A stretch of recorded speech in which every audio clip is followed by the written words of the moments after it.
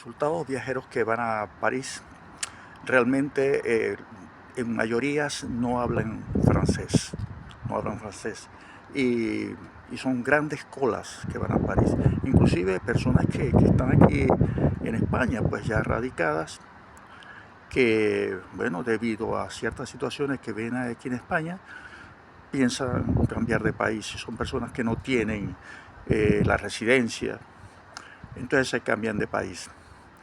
El destino directo es París. París.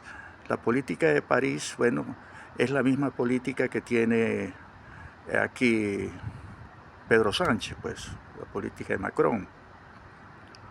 Ahora bien, la política que tiene aquí la señora Ayuso y el señor Almeida no es la misma que tiene la de la mairie de París. La señora ella es de Andalucía, no recuerdo el nombre, pero entonces no es la misma.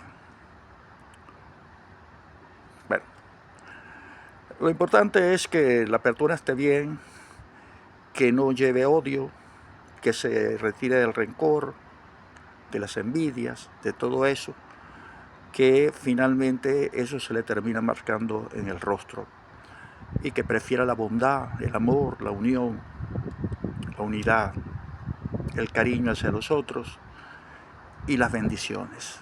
Gracias por su atención, como siempre les habla Carlos Acosta Suárez.